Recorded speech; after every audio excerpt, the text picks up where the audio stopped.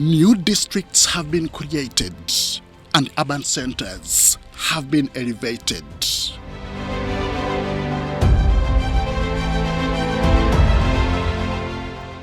Some from town councils to municipalities,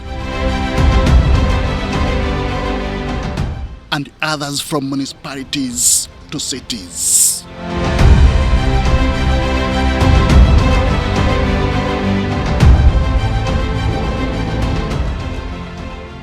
On 1st July 2020, Arua City, Gulu City. Right Honorable Speaker, Kamgopa Menanasio, Woman MP Budaka, I vote yes. As I wait for Kasese Industrial and Mineral City, Madam Speaker, allow me to vote yes.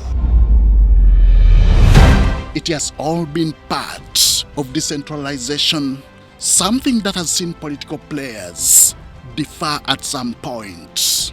Madam Speaker, we had to borrow 600 million euros to finance our budget for this financial year. I vote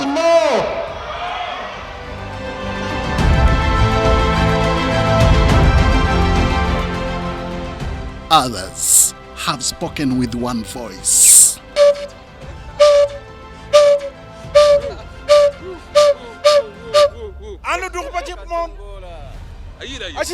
That signifies victory and happiness, celebration.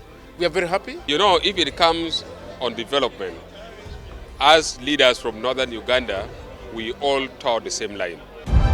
All in the name of bringing services closer and promoting development.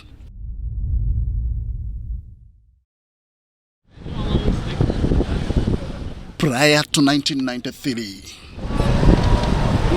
Uganda was a highly centralized state with decision-making power concentrated in the capital city. However, this led to disparities in development and service delivery across the country. In 1993, the government launched the decentralization policy aimed at transferring power and resources to local governments.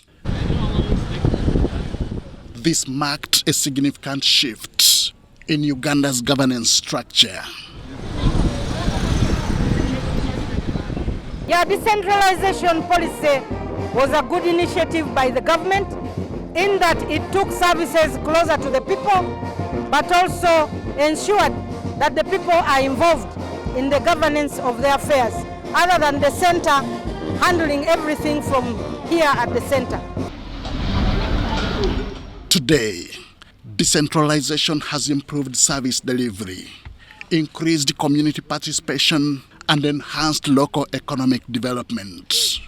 John Musila is a former chairperson for Namisindwa District Local Government.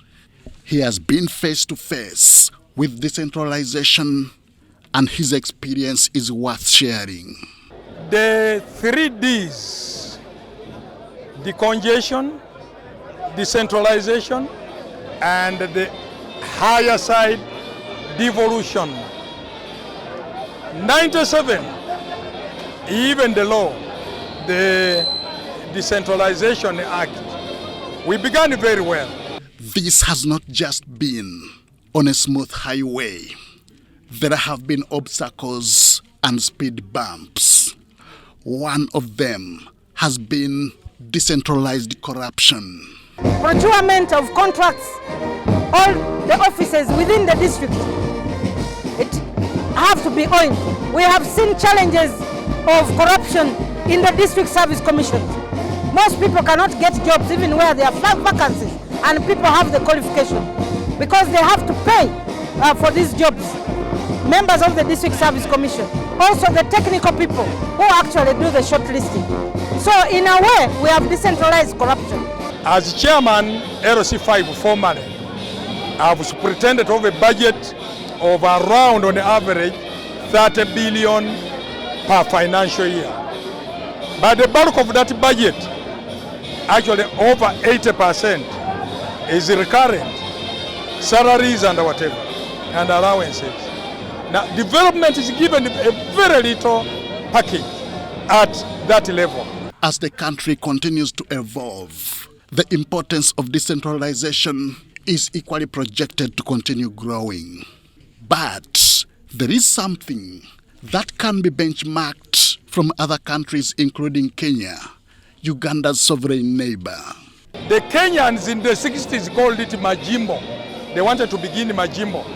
They have just copied from Uganda about 15 years ago, but they have gone full blast. Devolution, the last D, not decongestion, not decentralization, full devolution. That would have been the way. And this is what we have advocated for. Even if it is under a regional tire, that would be the best way. So that most of all these functions of government are fully developed to those areas. Every time a new local government administrative unit has been created in Uganda, one or two political positions have been created too.